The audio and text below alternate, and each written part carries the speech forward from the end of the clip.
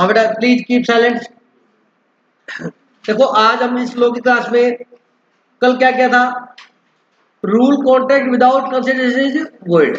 मतलब वैसे तो आपको पता है कि बिना कंसिडरेशन के कॉन्ट्रैक्ट क्या होता है, वॉइड होता है, ठीक है। लेकिन उसके कुछ क्या है, एक्सेप्शनल है, ठीक है। कौन कौन से एक्सेप्शन है? First natural love and affection, third second voluntary service, third time bar, fourth completed gift और फिफ्थ एजेंसी और पार्टनरशिप। याद होगा एक एक एग्जांपल मेरा आपको, ठीक है। अब इसके कुछ एग्जांपल दे रखे हैं मैंने आपको, इसके कुछ क्या दे रखे हैं, एग्जांपल। क्या बात है बेटा, पढ़ बेटा फिर। अब ध्यान से सुनना, आपको डिसाइड करना है, जिससे पूछो वो बताएगा, प्लीज नहीं बोलेगा कोई भी। इन 5 केसेस में विदाउट कंसिडरेशन के भी कॉन्ट्रैक्ट क्या माना जाएगा, वैलिड। अच्छा, number 1, determine the following cases is validity of the contract. आपको इन पे डिटरमाइन करना है कि वैलिड है या इनवैलिड है। सुना जरा ध्यान से। ए प्रोमिस, हेलो इधर देखेंगे सभी,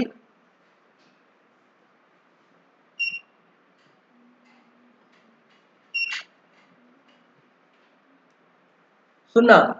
ए promise for no consideration to give to B rupee 1000। बोलो बेटा।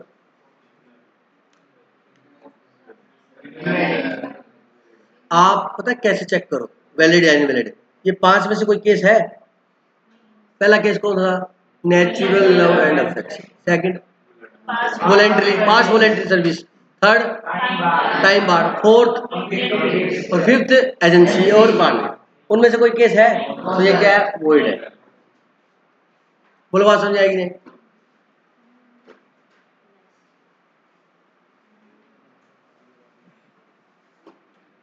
मतलब ए ने प्रॉमिस किया बी को 1000 रुपए देने के लिए और उसमें कोई कंसिडरेशन है नहीं है, मतलब उसने ना तो कार खरीदी ना घोड़ा खरीदा, कुछ भी नहीं खरीदा।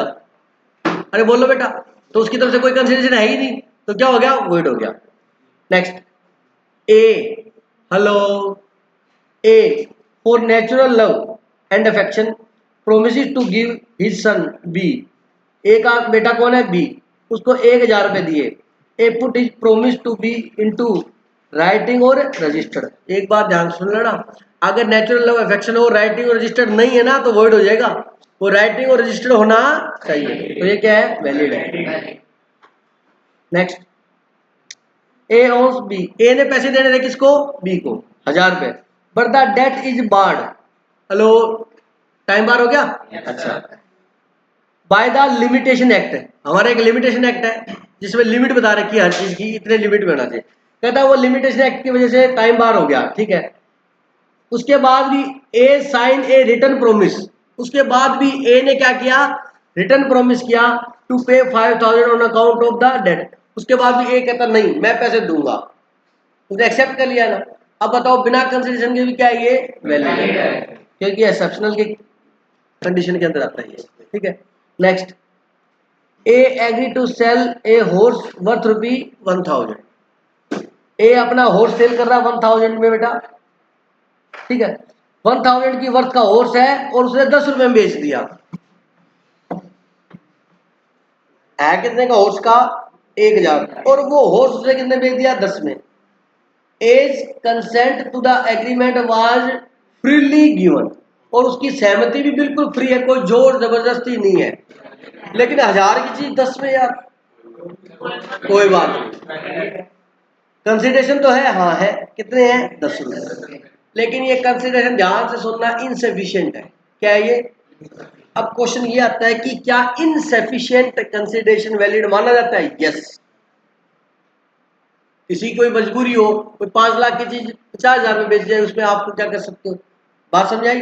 तो इनसफिशिएंट कंसिडरेशन वैलिड माना जाता है, बट ये फ्रॉड का डाउट क्रिएट करता है, कहीं इसके साथ फ्रॉड तो नहीं हुआ, इतने कम में कैसे बेच दिया, कहीं ऐसे तो साइन नहीं कराए। मेरी बात समझ रहे हो नहीं, समझ रहे हो? तो हमेशा ध्यान रखना, कभी पूछे इनसफिशिएंट कंसिडरेशन को वैलिड मानते हैं, हाँ वैलिड मानते हैं, लेकिन ये किसका डाउट क्रिएट करता है, फ्रॉड।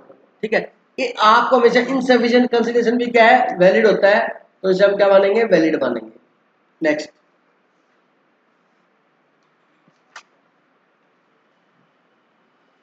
ए फाइंड बी पर्स, ए ने बी का पर्स ढूंढ के दिया, दे दिया भाई ढूंढ के। Past voluntary service and give it to him, और उसको दे दिया। बी ने प्रोमिस किया कि मैं तेरे को इसमें से 50 रुपए दे दूंगा। वाह भाई, तालियां बजाओ, आप देव ने बता दिया। उसके बाद अगला क्या है, ए स्पोर्ट बी इन्फेंट सन, उसके बच्चे को संभालता है, ठीक है। बी प्रोमिस टू पे ए एक्सपेंसेस इज सो डूइंग, तो ये काम करने के लिए वो अपनी वॉलेंट्री कर रहा है बेटा, उसका संभाल रहा है उसके बेटे को, और उसके बदले में वो उसको पैसे देने के लिए क्या हो जाता है, एग्री हो जाता है। बोलो वैलिड है या नहीं वैलिड है?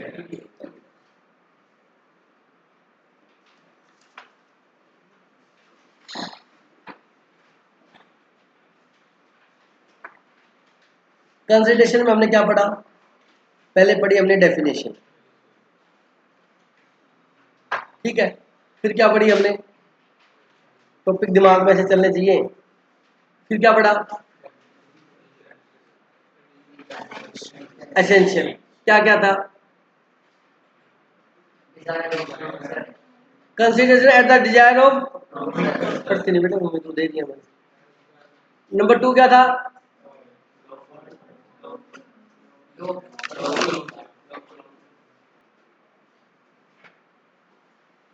स्ट्रेंजर टू कंसिडरेशन हो सकता है, यस हो सकता है कि कॉन्ट्रैक्ट की पार्टी के अलावा थर्ड पार्टी क्या कर दे, कंसिडरेशन पे कर दे। ये बात मैं बहुत अच्छे से समझाई थी आपको। तो स्ट्रेंजर का मतलब अजनबी बोला था मैंने, कॉन्ट्रैक्ट कंसिडरेशन के लिए अजनबी हो सकता है, यस। स्ट्रेंजर टू कंसिडरेशन मतलब कॉन्ट्रैक्ट की पार्टी है लेकिन उसने कंसिडरेशन नहीं दिया, उसके ब्याह पर, या उसके ब्याह पर थर्ड पार्टी ने दे दिया, या कंसिडरेशन किसको दे दिया, थर्ड पार्टी को दे दिया। समझे हो, आपने किसी के साथ कांटेक्ट किया कि भाई साहब ये चीज परचेज करनी है, इसके पेमेंट ये लोग, तो ये नहीं, यहाँ नहीं, वहां जमा करा के आ, तो आप वहां जमा करा के आते हो ना। सिंपल एग्जांपल ले लो यार, आप शॉप पे जाते हो, गोलगप्पे वगैरह कोई भी चीज खाते हो, तो कहते वहां से टोकन लेके आओ पहले, तो पेमेंट जिससे खा रहे हो उसको थोड़ा देते हो, आप थर्ड पार्टी को देके आते हो। ठीक है, उसकी दुकान है, उसका नौकर, सब बातें समझ में आती है मेरे को, लेकिन आप वहां ही सीख लो बेटा। तो स्ट्रेंजर टू कंसिडरेशन हो सकता है, मतलब जरूरी नहीं है कॉन्ट्रैक्ट की पार्टी वही आपस में कंसिडरेशन दे, या थर्ड पार्टी को दे सकते हैं या थर्ड पार्टी से मिल सकता है।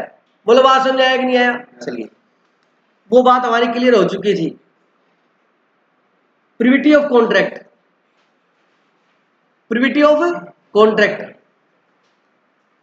बेटा, जर्नल रूल, प्रिविटी का मतलब है जर्नल। एक जर्नल रूल ये है कि stranger to contract can not sue, मतलब अगर अभी अभी मैंने समझाया, स्ट्रेंजर टू कंसिडरेशन वैलिड है, but stranger to contract can not sue, मतलब अगर कोई व्यक्ति कॉन्ट्रैक्ट के लिए क्या स्ट्रेंजर है तो वो केस नहीं कर सकता। ये एक जर्नल रूल है, याद है।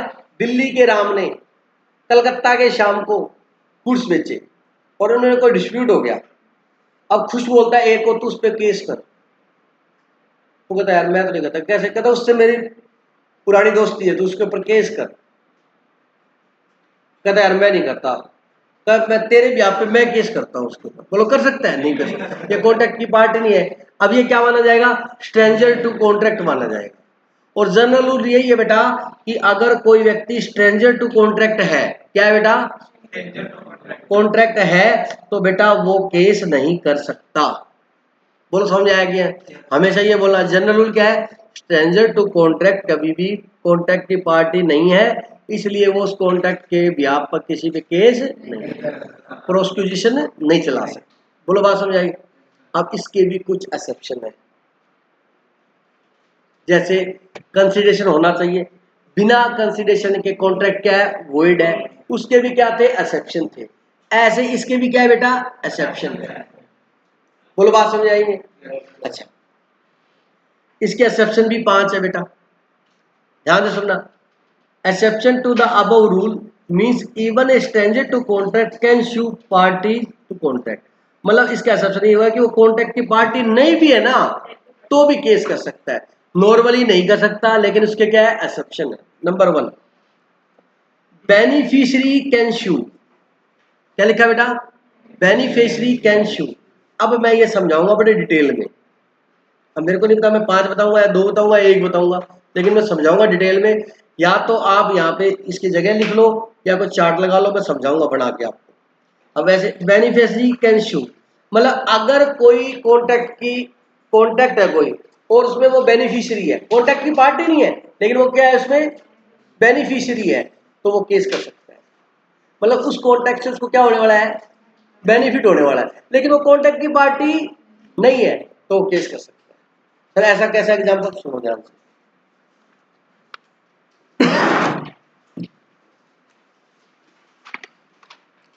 एक पेज निकाल लो, चार्ट बनवाऊंगा, लिख लेना।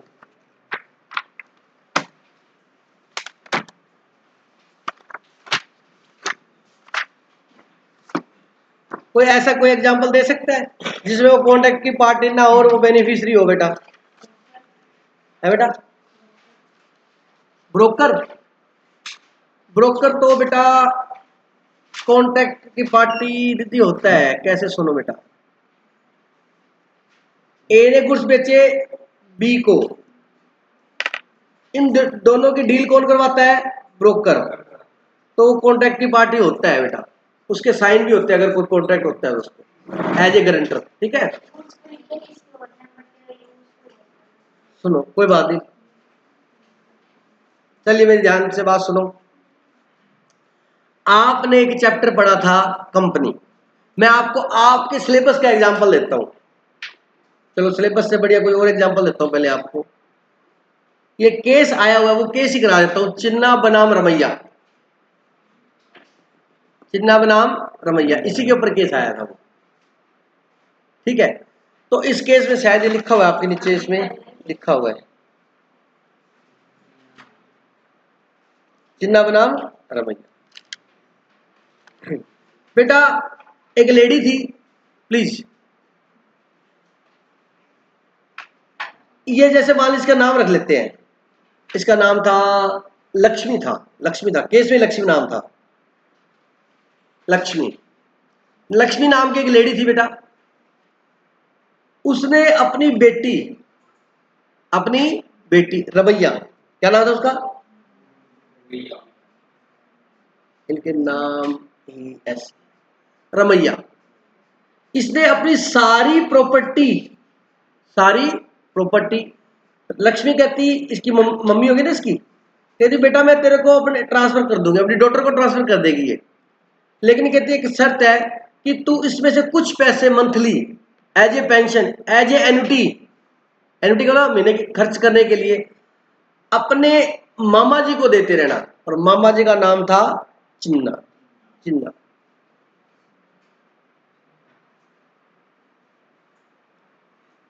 चिन्ना बनाम रमैया, मामा जी को देते रहना। लक्ष्मी ने किससे कांटेक्ट किया, लेडी ने किससे कांटेक्ट किया, अपनी बेटी से, इसकी डॉटर थी ये, अपनी डॉटर से कांटेक्ट किया कि बेटा मैं सारी प्रॉपर्टी तेरे नाम कर देती हूँ, ठीक है, और तुम मंथली या एनुअली जो अपने इसको अपनी लाइफ के लिए इतना पैसा अपने मामा जी को, अंकल लिखा हुआ है, अंकल मामा चाचा अंकल ही बोलते हैं, है ना, अपने मामा जी को पे कर देना हर महीने।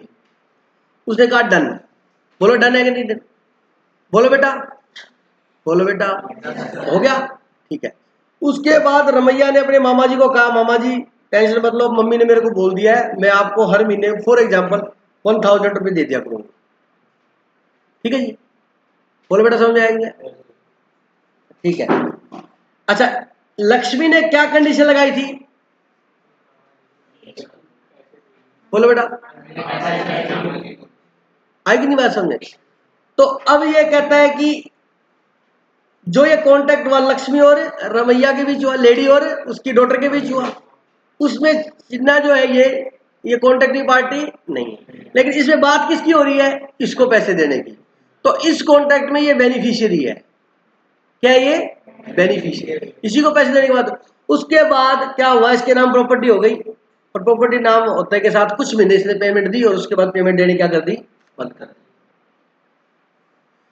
चिन्ना ने इससे पैसे मांगे, इसने मना कर दिया, इसने कोर्ट में केस कर दिया, मद्रास हाई कोर्ट में केस गया था ये साउथ के बेटा, इंडिया का ही केस है, कहा गया था मद्रास हाई कोर्ट में। चिंध्या ने चक्के केस कर दिया रमैया के ऊपर, और रमैया के जो एडवोकेट थे उन्होंने ये कहा कि ये तो स्ट्रेंजर टू कॉन्ट्रैक्ट है, एक बात। दूसरा कहता इसने इससे वादा किया था क्या देने का, पैसे देने का, 1000 रुपए देगा ये इसको, तो चिन्ना इसको क्या दे रहा, कुछ भी नहीं दे रहा। इसकी तरफ से कंसिडरेशन क्या है भाई, ये 1000 रुपये देगी रमैया इसको, तो चिन्ना क्या दे रहे हैं इसको, तो इसकी तरफ से कंसिडरेशन नहीं है। बोलो बात समझ आएगी। तो यहां पर ये कहा कि ठीक है कंसिडरेशन नहीं है, बट इसमें बेनिफिशियरी कौन था कॉन्ट्रैक्ट में, बोलो बेटा, और कहता है ये कॉन्ट्रैक्ट ही वैलिड नहीं है। अरे बेटा नेचुरल लव और अफेक्शन हो, वहां पर कॉन्ट्रैक्ट वैलिड होता है। बोलो बात समझ आएगी। और दूसरा ये एक्सेप्शन यहां पर भी कवर हो रहा है, इस कॉन्ट्रैक्ट के अंदर ये क्या है, बेनिफिशियरी। तो बताओ केस कर सकता है, कर सकता है, बिल्कुल कर सकता है। ये बेनिफिशियरी हो गया बेटा। ये केस अपना वहां का है, मद्रास का है। आगे बात समझ में बेटा। तो ये बेनिफिशियरी का एग्जांपल हो गया। एक एग्जांपल और बताता हूं मैं आपको, सुनना जरा ध्यान से। कंपनी होती है बेटा, कंपनी ने डिबेंचर इश्यू किए। क्या इश्यू किए बेटा, सबको पता होगा डिबेंचर, कंपनी ऐसी पढ़ाऊंगा सोच नहीं सकते आप। डिबेंचर इश्यू किए कंपनी ने, ये डिबेंचर लोगों ने खरीद लिए। ये डिबेंचर जिन्होंने खरीदे हुए हैं, ये क्या बेटा, डिबेंचर होल्डर है। ये क्या है, डिबेंचर होल्डर है। ये डिबेंचर होल्डर है, ये डिबेंचर होल्डर है। अब डिबेंचर इन्होंने, ये डिबेंचर होल्डर बनेंगे बेटा कंपनी के, डिबेंचर होल्डर। डिबेंचर क्या होता है बेटा, फॉरेन में डिबेंचर को बॉन्ड भी बोलते हैं। क्या बोलते हैं, बॉन्ड। बॉन्ड और डिबेंचर एक ही मतलब है, ध्यान से सुन लेना, नाम अलग अलग यूज होता है। डिबेंचर का मतलब है कि कंपनी डिबेंचर इश्यू करती है कुछ टाइम के लिए, इनको सर्टिफिकेट देती है, एक तरीके से इनसे पैसा उधार लेती है। क्या लगती है, पैसा। भी हम आपको 6%, 10%, 6% डिबेंचर, 10% डिबेंचर, 12% डिबेंचर, हम आपको इतना क्या पे कर देंगे, इंटरेस्ट पे कर देंगे। मतलब इट मीन्स कंपनी ने पैसा क्या लिया है, उधार लिया है। ये क्या बन गया, डिबेंचर होल्डर, और कंपनी ने डिबेंचर इश्यू की। अब क्या होता है बेटा, ध्यान से सुनना। ये लोग कहते हैं कि आपने में ये पैसे ले लिए, अगर कंपनी कल को फ्रॉड कर गई तो, विजय माल्या निकल गई तो, नीरव मोदी निकल गई तो, अरे बोलो, ललित मोदी निकल गई तो, बात समझ आ गई मेरी बात।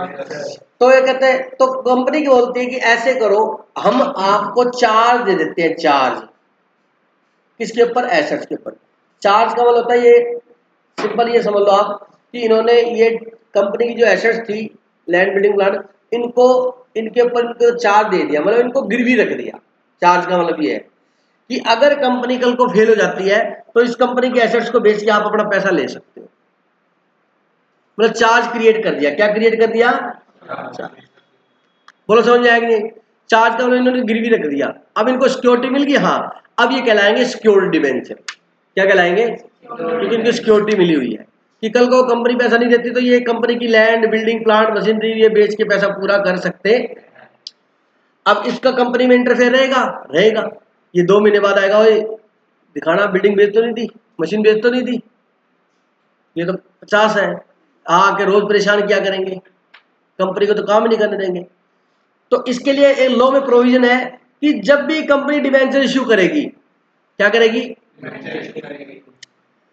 तो इन डिबेंचर होल्डर की हित की रक्षा के लिए, इनके इंटरेस्ट की प्रोटेक्शन के लिए कंपनी अपने यहां पर एक ट्रस्टी अपॉइंट करेगी। क्या अपॉइंट करेगी, इसे बोलते हैं डिबेंचर ट्रस्टी। क्या बोलते हैं, मतलब ये डिबेंचर होल्डर के मतलब एक तरीके से रिप्रेजेंटेटिव है। ये डिबेंचर होल्डर के क्या बेटा, रिप्रेजेंटेटिव है। इनको डिबेंचर ट्रस्टी बोलते हैं कि भाई ये जो आपके एसेट्स यहाँ सेफ है या नहीं है, आपके पैसे सेफ है या नहीं है, आपको बार बार आने की जरूरत नहीं है। आपके बिहाफ पर हमने रिप्रेजेंटेटिव अपॉइंट कर दिए। कौन अपॉइंट करती है, कंपनी। समझा गया। ये क्या ध्यान रखेंगे, खुश डिबेंचर होल्डर के इंटरेस्ट को ध्यान में, मतलब इसके हित को ध्यान रखेंगे, मतलब इनको नुकसान ना हो, कहीं इनके साथ फ्रॉड ना हो जाए। ये ऐसा एक डिबेंचर ट्रस्टी बन जाती है। ये दोनों आपस में कैसे क्या कर लेते हैं, एग्रीमेंट बना लेते हैं, कॉन्ट्रैक्ट बनाते हैं, उसको ट्रस्ट डीड बोलते हैं। क्या बोलते हैं, ट्रस्ट डीड बोलते हैं बेटा। किसके अंदर बनती है, कंपनी और, मतलब ये कंपनी। अब ये बीच में देखो, ठीक है इन्होंने पैसे लगाए हैं, बट कंपनी की सेफ एसेट्स की सेफ्टी कौन देखेगा, ट्रस्टी देखेगा। आगे बात समझे, कौन देखेंगे, ट्रस्टी देखेंगे। अच्छा अब मेरे बताओ, इसमें बेनिफिशियरी कौन है, तो अगर कल को इनमें या इनमें आपस में कोई गलत काम होता है और इनके हित का मतलब इंटरेस्ट, वो इंटरेस्ट ब्याज की बात नहीं हो रही, अगर इनके इंटरेस्ट को क्या पहुंचता है, नुकसान पहुंचता है, तो बताओ ये कंपनी में केस कर सकते हैं? हाँ कर सकते हैं, क्योंकि कहते हैं ये एग्रीमेंट तो ट्रस्टी के साथ हुआ था। तो बेटा ये सेफ्टी का एग्रीमेंट ट्रस्टी के साथ हुआ है, मैं मना नहीं कर रहा, लेकिन इसमें बेनिफिशियरी कौन है? डिबेंचर। तो इसमें ये बेनिफिशियरी है बेटा, क्या ये बेनिफिशियरी, तो बेनिफिशियरी केस कर सकता है अगर उनको हित की नुकसान होती है तो। हालांकि कॉन्ट्रैक्ट किससे हुआ है? डिबेंचर ट्रस्टी से हुआ है, लेकिन यहाँ पर हुआ किसके लिए है? डिबेंचर होल्डर के लिए। तो कल को कंपनी फ्रॉड करती है या कोई एसेट्स को बेचती है और ये नई आवाज उठाते हैं तो ये कर सकते हैं, क्योंकि ये क्या नींद आ रही है बेटा तेरे को? तो ये क्या कर सकते हैं, क्या कर सकते हैं बताओ?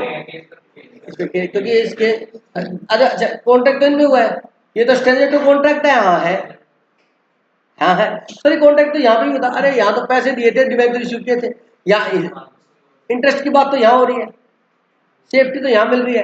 तो सेफ्टी कौन रखेगा? Debenture trustee. और ये एग्रीमेंट किसमें हुआ है? कंपनी और डिबेंचर में। और इसमें बेनिफिशियरी कौन है? Debenture holder. अगर ये कल को गलत होता है तो ये केस कर सकते हैं, ये स्टैंडर्ड टू कॉन्ट्रैक्ट है इस कॉन्ट्रैक्ट के लिए, लेकिन ये किसकी पोजीशन में है? बेनिफिशियरी की पोजीशन में है, इसलिए ये केस कर सकते। और एग्जांपल दो दे दिया आप, ये तो प्रैक्टिकल केस आया हुआ है, ये मैंने मेरी तरफ से अकाउंट्स का दे दिया।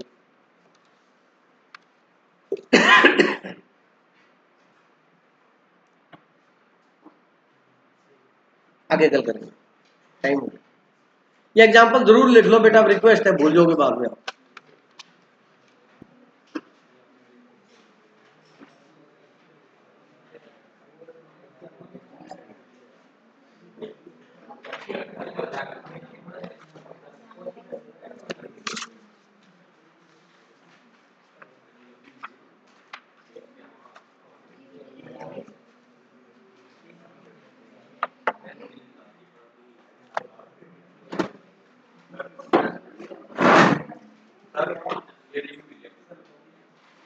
कौन सी रिंग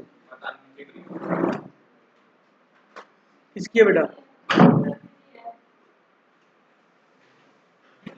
यहाँ कैसे पहुंच गई बेटा तेरी रिंग? ठीक।